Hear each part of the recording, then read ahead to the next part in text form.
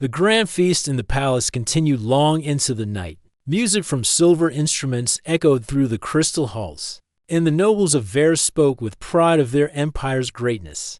Yet, among the laughter and shimmering lights, the human delegation sat quietly. There were not many, only 5 in number.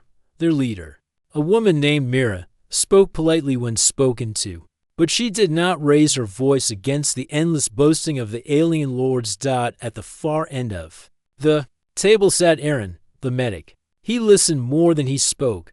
His eyes studied the high walls of the palace, the strange food placed before him, and the quiet faces of the servants who moved in and out of the hall. While the others seemed dazzled or uncomfortable, Aaron appeared calm, as if he had seen many worlds and had learned to keep his heart steady. Lyra was not present at the feast. Her health often kept her from such gatherings. But that night she sent one of her trusted handmaidens to watch and report back to her.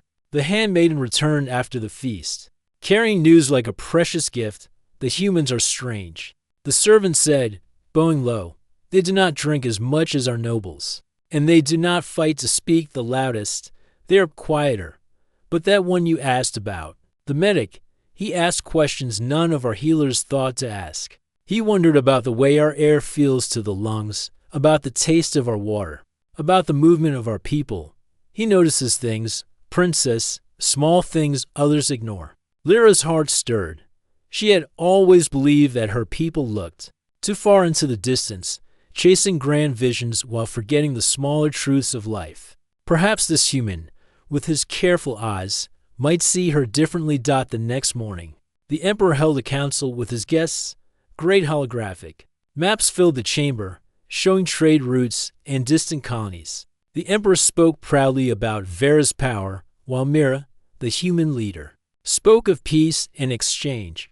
Most of the council members cared little for her words. They believed the humans were too small to matter. But Lyra, hidden behind a screen, where she could listen, cared for something else entirely. She waited for the moment when the medic would speak. At last, the emperor, almost as a joke, turned to Aaron.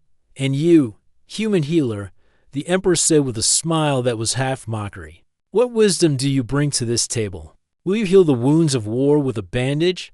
Some of the nobles laughed softly, but Aaron did not seem troubled. He rose from his seat and bowed with respect before speaking in his calm, steady voice. I do not heal wars, your majesty. I heal people, and I have found that when a single person is healed, sometimes the heart of a whole family or even a whole world changes. Small steps can lead to great paths.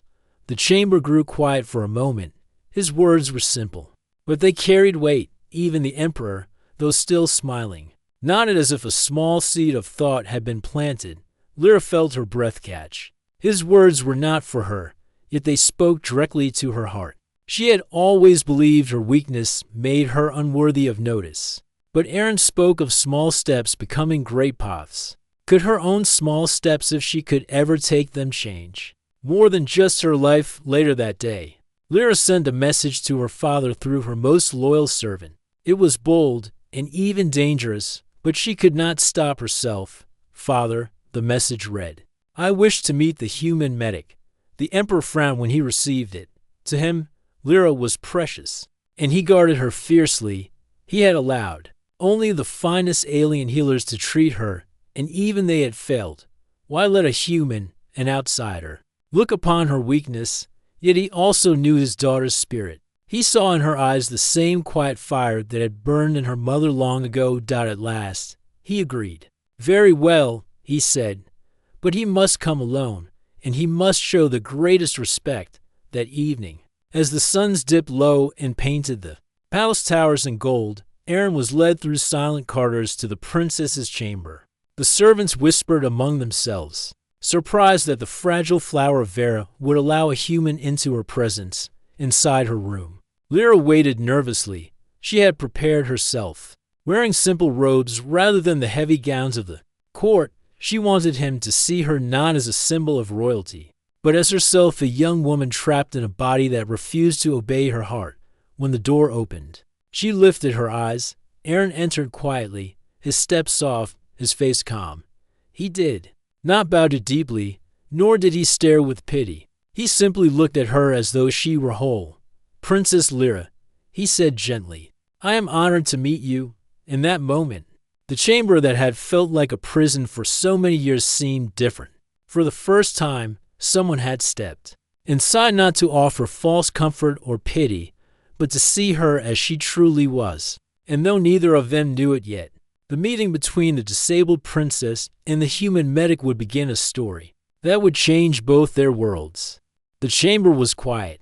Only the sound of a soft breeze passing through the crystal windows filled the air. Lyra sat in her chair near the window, her hands folded tightly in her lap. Her heart beat fast, but she kept her face calm. For so long, she had been seen only as a fragile figure, never as herself. Now, standing before her was a stranger from a world far away, a human medic.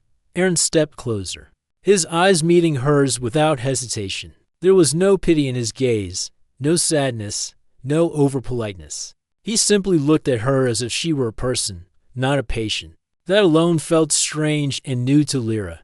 "I thank you for allowing me to enter your chamber, Princess," he said. Gently, his voice was calm, like water flowing across stone. "You are welcome," she replied. Her tone was formal at first, but inside she felt curious. She wanted to test him, to see if he would act like the others. Most who enter here come with promises of healing, yet they bring nothing but disappointment.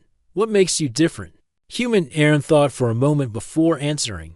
"Perhaps nothing makes me different, but I do not promise. I only observe, and I only try. Sometimes healing comes from patience, sometimes from knowledge, and sometimes from listening to what others have ignored."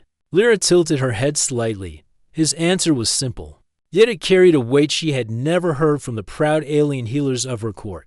They always arrived with confidence, speaking of cures and machines. But this man admitted limits and still carried determination. "Sit," she said, gesturing toward a chair across from her. "Tell me, Aaron of Earth, what do you see when you look at me?" He sat down carefully, folding his hands together. He studied her not rudely, but attentively, as if each detail mattered. "I see a young woman who carries herself with dignity, even though her body does not obey her wishes. I see strength in the way you hold your head high, and I see that you are more than what others call you." Lyra blinked. She had expected him to list her condition, to speak of weakness or illness. But instead, he spoke of dignity, of strength. A warmth spread through her chest. "You do not speak like the others," she whispered. "That may be true," he said with a faint smile. "On Earth, we have learned that sometimes the smallest step forward is greater than the largest promise." For a moment, silence settled between them.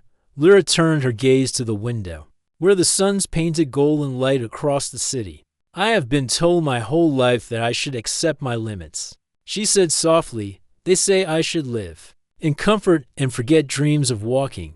But I do not wish to forget. I wish to stand beneath the suns. I wish to walk the gardens of my people. Yet all my wishing has brought nothing." Aaron leaned forward slightly.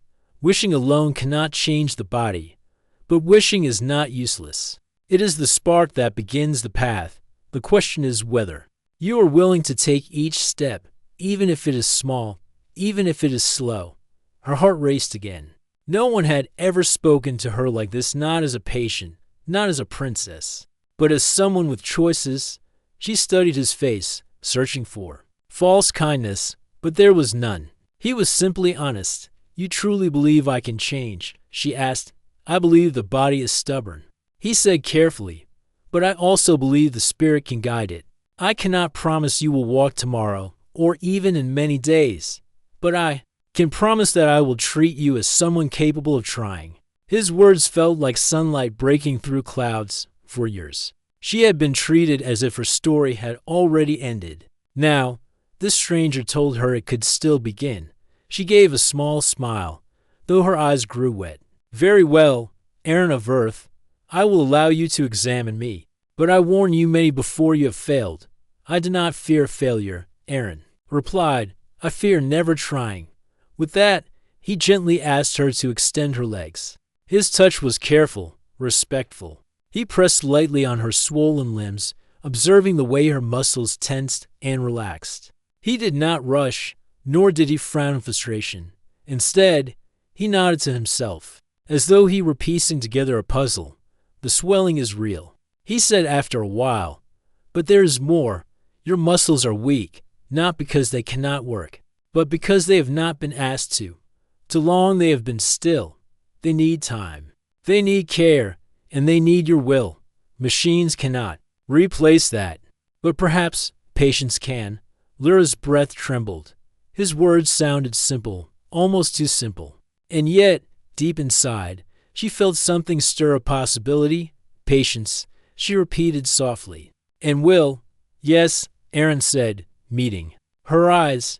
If you allow me, I will teach you slowly. I will not promise you a miracle, but I will walk beside you, step by step. For the first time in years, Lyra felt not like a shadow locked away in a palace, but like someone standing at the edge of a new path. It frightened her, but it also filled her with hope. As Aaron left her chamber that evening, she watched him go with steady eyes. When the door closed behind him, she whispered to herself, perhaps this human is the answer the suns have sent, and for the first time, the silence of her chamber felt less heavy. The palace grew restless in the days after Aaron's first meeting with the princess. Whispers ran along the crystal halls. Why had Lyra chosen to meet a human medic? The alien healers of Vera had studied her condition for years with no success. To them, it was almost an insult that an outsider, from a world far less advanced, had been allowed to step into the chamber of the Emperor's daughter. Yet inside Lyra's room, a new chapter was beginning. Aaron arrived early each morning, carrying no glowing tools or great machines. Instead, he brought small devices from Earth, simple things made of cloth, wood, and metal. The alien servants who saw them were puzzled. What good can such plain things do? They muttered. But Lyra did not laugh. She had already learned that this human did not see the world as her people did. Machines alone cannot heal you, Aaron explained one morning as he placed the objects on a table. Your body has been still for too long. The muscles have forgotten their strength. We must remind them, slowly, carefully. That is the human way, step by step. Lyra raised her eyebrows. Step by step, you say, but I cannot even stand. Aaron smiled gently. Then we begin not with standing, but with moving. Even the smallest motion matters. At first, the exercises seemed almost meaningless. He asked her to lift her legs as far as she could while sitting. He guided her feet to push lightly against his hand. He showed her how to breathe deeply as she moved, teaching her to connect her breath with her effort. The alien healers had never done this. They relied on glowing chambers, medicine crystals, and energy beams, but never on patience and repetition. The first days were difficult. Lyra felt weak, her legs trembling even from the smallest movement. Sweat gathered on her forehead, and sometimes frustration burned inside her. This is foolish, she said once, lowering her head. These tiny actions will not change what I am. But Aaron's voice remained steady. Every great journey begins with small actions. You may not see the change now, but your body remembers every effort. Trust the process. Something in his calm tone gave her strength. She continued, even when doubt whispered in her mind. By the end of the week, she noticed a difference. Her legs, though still weak, no longer felt as heavy as before. When she tried to lift them, the movement came a little easier. It was only a small change, but to Lyra it felt like a beam of sunlight breaking through clouds. Meanwhile, the court grew impatient. The emperor called for Aaron one evening. You spend days with my daughter, the emperor said, his voice firm. But what proof do you bring? She does not walk yet. Tell me. Human, are you wasting her strength with empty trials? Aaron bowed respectfully. Your Majesty, I cannot give her speed. I can only guide her toward progress. It will not be quick, but it will be real. If you doubt, ask the princess what she feels. The emperor did ask, later that night. "'Tis?" Surprise, Lyra answered with quiet determination. Father, I feel change. It is small, but it is there. For the first time, I believe I may yet stand. The The emperor studied her face for a long time. He saw no illusion in her eyes, only hope that had been absent for years. He gave a slow nod. "Then continue," he said, though his voice carried both caution and wonder. Word of Lyra's exercises spread among the servants and guards. Some mocked, saying the human way was slow and useless. Others grew curious, watching from a distance. Few dared to believe, but all felt that something unusual was happening inside the princess's chamber. Days turned into weeks. Aaron adjusted the exercises as Lyra grew stronger. He brought simple weights to build her legs, cloth bands to stretch her muscles, and wooden sticks for balance each time. He explained carefully, showing her how humans healed through patience and steady effort. "You do not treat me like glass," Lyra told him once. After a long session left her tired but smiling. "Others fear I will break if I try too much, but you ask me to push, even when it hurts." Aaron's eyes softened, "Because I do not see you as fragile. I see you as capable. You may bend, but you will not break. That is why I believe in you." Those words filled her heart with warmth stronger than any medicine. For the first time in her life, she felt truly seen. One evening, after a long day of training, Lyra sat by her window as the sun sank behind the towers. Her legs ached, but it was a good ache, a reminder of effort, of progress. She thought about the gardens below, the paths she had only dreamed of walking. Now, for the first time, those dreams felt close enough to touch. Aaron's methods confused the nobles, but to Lyra, they brought life back to her body and spirit. She began to smile more, to speak with hope, to imagine a future beyond her chamber. And though her steps had not yet come, she knew in her heart that the human way, slow, patient, and full of belief, was leading her toward a destiny she had never dared to claim. The days in the palace began to follow a new rhythm. Every morning, Aaron entered Lyra's chamber with calm steps and a steady voice, carrying his simple tools. And every morning, the princess greeted him with a mix of hope and unease. She wanted to grow stronger, yet doubt still lingered inside her heart. At first, her progress had seemed clear. She could move her legs more than before, her strength slowly returning. But after the first signs of change, the journey grew harder. Some mornings her legs refused to cooperate, trembling so badly that she could not finish even the simplest exercise. Other days she felt pain in her muscles, sharp and deep, making her wonder if she was only hurting herself. And in the evenings, when she lay awake, she feared that her small improvements were nothing more than illusions that would soon vanish. One morning, after a long struggle to lift her legs, she dropped her head into her hands. "Why must this be so difficult?" she said, her voice breaking. "You ask me to push, to believe, but my body does not listen. Perhaps the healers were right. Perhaps I'm only meant to sit in this chair forever." Aaron knelt in front of her. His eyes, steady as always, met hers. "Progress is never a straight path, princess. Some days are harder. Some days you may fall back. But even on the hardest days, you are still further than when you began. Do you not feel it?" She wanted to argue, but deep inside she knew he spoke truth. Even with her struggles, she was stronger now than when they first met. Slowly, she lifted her head and nodded. "I feel it, but it is hard to trust." "That is why I am here," Aaron said softly. "When you cannot trust your own strength, trust my belief in you." His words settled in her heart like a warm flame. The following days brought both victories and defeats. On one day, she managed to hold herself upright for longer than ever before, her arms gripping the wooden sticks Aaron had given her for balance. The servants gasped when they saw her stand with his support. For Lyra, it was like touching a dream.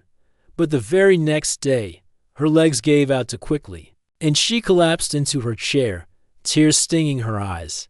"It was foolish," she said bitterly. "One moment I believe I can walk, the next I am reminded I cannot." Aaron shook his head.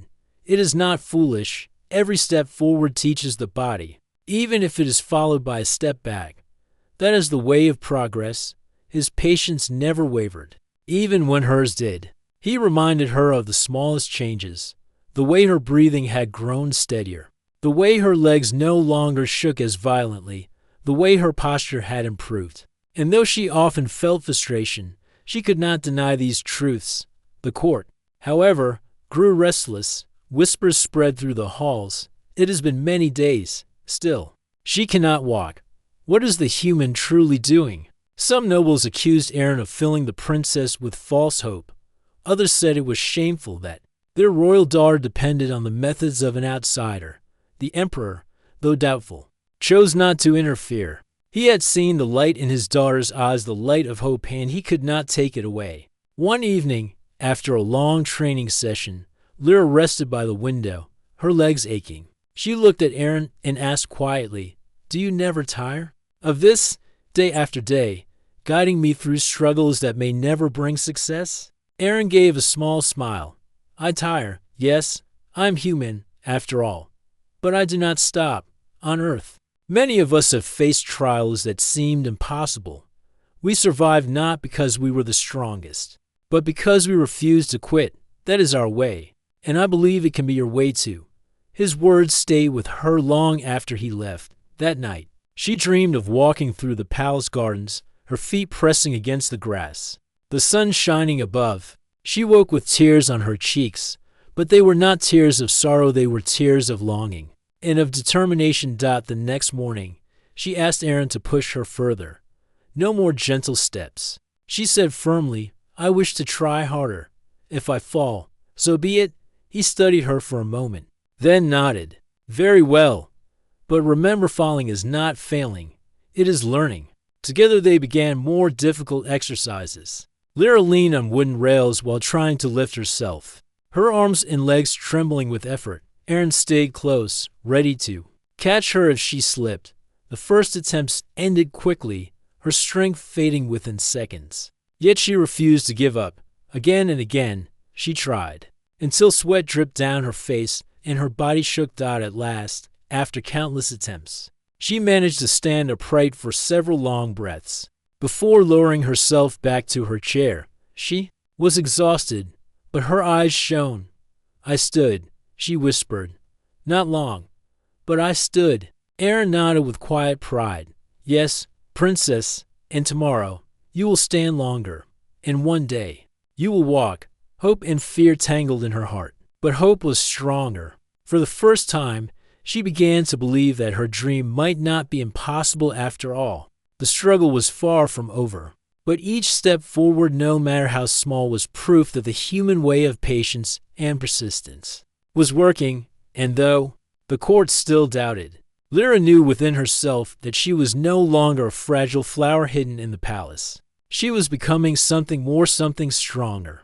The palace gardens were alive with color as the twin suns shone above. Flowers of every hue stretched toward the sky, and crystal fountains filled the air with soft music from her window. Lyra had watched those gardens her whole life. She had dreamed of walking among them, of feeling the grass beneath her feet. Now, after weeks of training with Aaron, that dream no longer seemed so distant. Inside her chamber, the air was tense with anticipation. Aaron stood beside the princess, adjusting the wooden rails he had brought for balance. Servants whispered nervously near the door, unsure of what they were about to witness. Even the emperor had come quietly, choosing to watch in silence, his expression unreadable. Lyra's hands gripped the rails tightly. Her arms trembled, but her gaze was steady. She had practiced for this moment day after day, pushing through pain, through failure, through doubt. Now, she was ready to try something she had never done before, stand on her own. Aaron knelt beside her. "Remember what we spoke of," he said calmly. "Do not rush. Breathe with the effort. Let your strength rise slowly. I am here if you fall." Lyra nodded. Her chest rose and fell as she drew in a deep breath. For a moment, fear gripped her heart. What if she failed again? What if the nobles were right, and this was only a cruel illusion? But then she remembered Aaron's words, "Falling is not failing. It is learning." With slow determination, she pressed her feet against the ground and lifted. Her arms shook as her body fought against years of weakness. Her legs trembled, her breath quickened, but she did not stop. Inch by inch, her body rose higher until, at last, she stood upright, Gasps filled the chamber.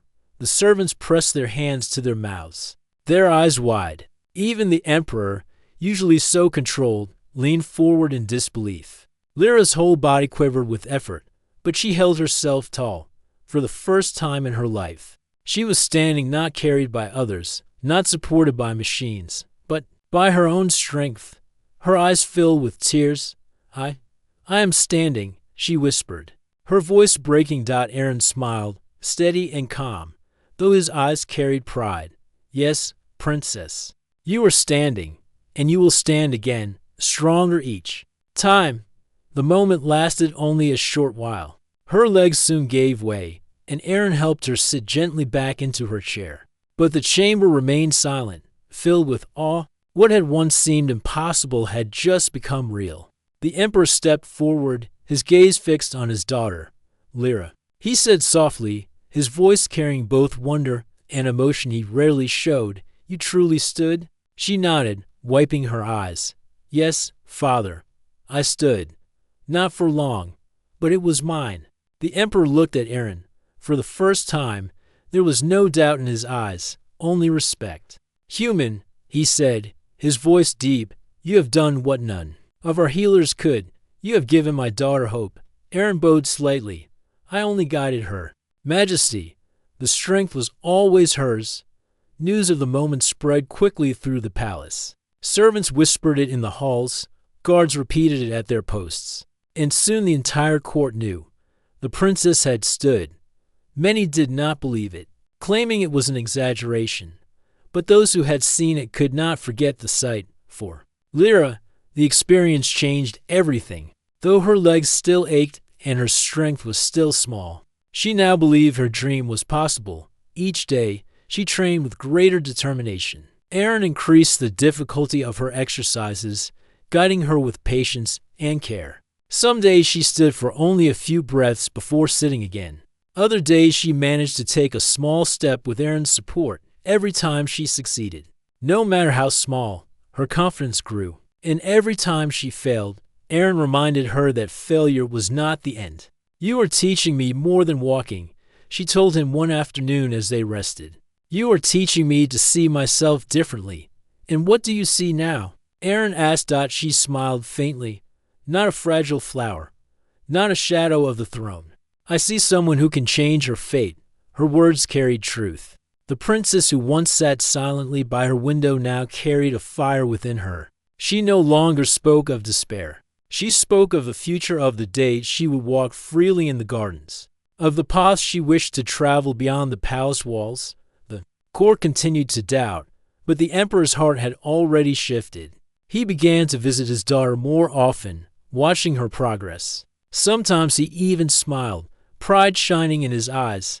And one evening, as the sun set in golden light, Lyra managed something she had never done before. With Aaron by her side, she stood, took a trembling step forward, then another, only 2 steps, but they were hers.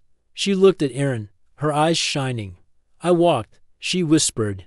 He nodded, his voice steady though his heart swelled with pride. "Yes, princess, you walked, and tomorrow you will walk further." The servants cheered softly, unable to hold back their joy. Even the emperor's eyes grew wet as he turned away to hide them. In that moment, the palace no longer felt like a prison. It felt alive, filled with the promise of change. And though the road ahead was still long, Princess Lyra knew the truth. She was no longer the girl who only dreamed of walking. She was becoming the woman who would. The morning air in the palace gardens was fresh and golden. As the twin suns rose above the crystal towers, Princess Lyra stood at the top of the main terrace, her legs steady beneath her. For the first time without support, she breathed deeply, feeling the soft morning breeze brush across her face. Today, she would walk outside, among the flowers and fountains she had watched for so many years from her window. Aaron stood nearby, his calm eyes watching her with quiet pride. "Take your time," he said gently. "Feel the ground beneath your feet. Remember, each step belongs to you." Lyra nodded. Her heart raced, not with fear, but with excitement. The palace had always seemed like a cage, but now it felt like a threshold and entrance to a world she had only imagined, with careful steps. She descended the terrace stairs. Each movement was deliberate, measured, and powerful. She had trained for weeks. Yet this moment still felt like a first. Every flower, every sparkling fountain, every stone pathway greeted her, as if welcoming a long-lost traveler. The court had gathered quietly, watching from the sides. The emperor had ordered the nobles and servants to step back and give his daughter space. Even the most skeptical among them could not hide their awe as they saw Lyra move independently. For the first time, her legs were still not strong enough for long distances, but the grace in her steps, the determination in her eyes, left no doubt she was walking. The garden was alive with light. Birds called from the trees, and the fountain shimmered in the sunlight. Lyra paused for a moment to take it all in. She lifted her hands slightly, smiling as if to embrace the entire world. After so many seasons spent confined to her chambers, she had finally stepped into life. "Look at you," Aaron said softly. "I knew this day would come, not because I'm skilled, but because you are willing." She turned to him, her face radiant. "I could not have done it without you. You did not see me as broken. You did not treat me like a shadow. You helped me see my own strength." Aaron shook his head. "The strength was always yours, princess. I only helped you discover it." Word of Lyra's first steps outside spread quickly. By afternoon, the palace courtyards were filled with whispers and soft applause. Servants who had once pitied her now bowed with respect. Nobles who had doubted her determination now watched in astonishment, and the emperor, usually reserved and stern, could not hide his pride. "My daughter walks," he said quietly to himself, tears glimmering in his eyes, "and she walks on her own." As the days passed, Lyra's confidence grew. She walked longer distances each day, exploring more of the gardens, sometimes pausing to touch a flower or watch a bird take flight. Her body grew stronger, and so did her spirit. She spoke to the court with renewed authority, not as a fragile princess, but as a leader who had faced difficulty and overcome it. Even the alien healers, who had once treated her with skepticism, came to observe her progress. They asked Aaron about his methods, curious how such simple exercises could succeed where their advanced technology had failed. Aaron answered with humility, explaining the importance of patience, observation, and respect for the individual. Slowly, the healers began to understand that strength was more than machines, and formulas. It was belief, effort, and guidance. Lyra herself began teaching the younger girls of the palace about perseverance, showing them that limits could be challenged and that setbacks were part of growth. She laughed more freely, spoke more boldly, and moved with a confidence that inspired everyone around her. One evening, as the sun set in brilliant gold and crimson, Lyra and Aaron stood together at the edge of the gardens. The fountain shimmered in the fading light, and the petals of flowers glowed warmly.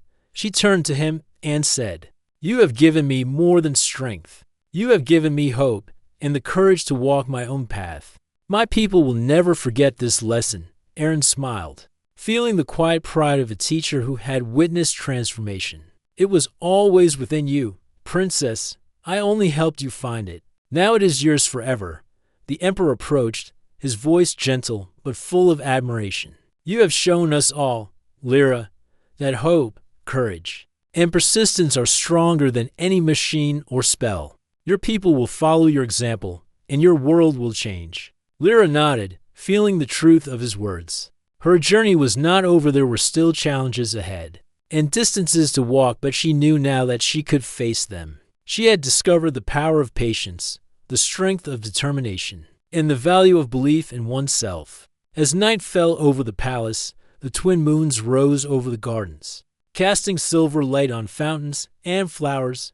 Lyra stood in the moonlight, feeling the cool breeze against her face. She had walked farther than ever before, and for the first time, she truly felt free. The human medic, who had once been a stranger, now stood beside her as a friend and guide. Together, they had proven that differences between worlds could become bridges of hope. And as Lyra took one more step forward, she knew that she was no longer the princess who watched the gardens from a window. She was the princess who walked her own path, ready to shape her future. and to inspire her people to reach beyond what they believe possible. And in that quiet, shining moment, the palace and the world outside seemed to hold their breath, witnessing the beginning of a new chapter, a path of courage, hope, and human spirit guiding a princess to stand and lead. The morning air in the palace gardens was fresh and golden. As the twin suns rose above the crystal towers, Princess Lyra stood at the top of the main terrace, her legs steady beneath her. For the first time without support, she breathed deeply, feeling the soft morning breeze brush across her face. Today, she would walk outside, among the flowers and fountains she had watched for so many years from her window. Aaron stood nearby, his calm eyes watching her with quiet pride. "Take your time," he said gently. "Feel the ground beneath your feet. Remember, each step belongs to you." Lyra nodded. Her heart raced, not with fear, but with excitement. The palace had always seemed like a cage, but now it felt like a threshold and entrance to a world she had only imagined. With careful steps, she descended the terrace stairs. Each movement was deliberate, measured, and powerful. She had trained for weeks, yet this moment still felt like a first. Every flower, every sparkling fountain, every stone pathway greeted her, as if welcoming a long-lost traveler. The court had gathered quietly, watching from the sides. The emperor had ordered the nobles and servants to step back and give his daughter space. Even the most skeptical among them could not hide their awe as they saw Lyra move independently. For the first time, her legs were still not strong enough for long distances, but the grace in her steps, the determination in her eyes, left no doubt she was walking. The garden was alive with light. Birds called from the trees, and the fountain shimmered in the sunlight. Lyra paused for a moment to take it all in. She lifted her hands slightly, smiling as if to embrace the entire world. After so many seasons spent confined to her chambers, she had finally stepped into life. "Look at you," Aaron said softly. "I knew this day would come, not because I'm skilled, but because you are willing." She turned to him, her face radiant. "I could not have done it without you. You did not see me as broken. You did not treat me like a shadow. You helped me see my own strength." Aaron shook his head. "The strength was always yours, princess. I only helped you discover it." Word of Lyra's first steps outside spread quickly. By afternoon, the palace courtyards were filled with whispers and soft applause. Servants who had once pitied her now bowed with respect. Nobles who had doubted her determination now watched in astonishment, and the emperor, usually reserved and stern, could not hide his pride. "My daughter walks," he said quietly to himself, tears glimmering in his eyes, "and she walks on her own." As the days passed, Lyra's confidence grew. She walked longer distances each day, exploring more of the gardens, sometimes pausing to touch a flower or watch a bird take flight. Her body grew stronger, and so did her spirit. She spoke to the court with renewed authority, not as a fragile princess, but as a leader who had faced difficulty and overcome it. Even the alien healers, who had once treated her with skepticism, came to observe her progress. They asked Aaron about his methods, curious how such simple exercises could succeed where their advanced technology had failed. Aaron answered with humility, explaining the importance of patience, observation, and respect for the individual. Slowly, the healers began to understand that strength was more than machines, and formulas. It was belief, effort, and guidance. Lyra herself began teaching the younger girls of the palace about perseverance, showing them that limits could be challenged and that setbacks were part of growth. She laughed more freely, spoke more boldly, and moved with a confidence that inspired everyone around her. One evening, as the sun set in brilliant gold and crimson, Lyra and Aaron stood together at the edge of the gardens. The fountain shimmered in the fading light, and the petals of flowers glowed warmly. She turned to him and said, "You have given me more than strength. You have given me hope and the courage to walk my own path. My people will never forget this lesson." Aaron smiled, feeling the quiet pride of a teacher who had witnessed transformation. "It was always within you, princess. I only helped you find it. Now it is yours forever." The emperor approached, his voice gentle but full of admiration. "You have shown us all, Lyra, that hope, courage, and persistence are stronger than any machine or spell. Your people will follow your example, and your world will change. Lyra nodded, feeling the truth of his words. Her journey was not over. There were still challenges ahead, and distances to walk, but she knew now that she could face them. She had discovered the power of patience, the strength of determination, and the value of belief in oneself. As night fell over the palace, the twin moons rose over the gardens, casting silver light on fountains and flowers. Lyra stood in the moonlight, feeling the cool breeze against her face. She had walked farther than ever before, and for the first time, she truly felt free. The human medic, who had once been a stranger, now stood beside her as a friend and guide. Together, they had proven that differences between worlds could become bridges of hope. And as Lyra took one more step forward, she knew that she was no longer the princess who watched the gardens from a window. She was the princess who walked her own path, ready to shape her future, and to inspire her people to reach beyond what they believed possible. And in that quiet, shining moment, the palace and the world outside seemed to hold their breath, witnessing the beginning of a new chapter, a path of courage, hope, and human spirit guiding a princess to stand and lead.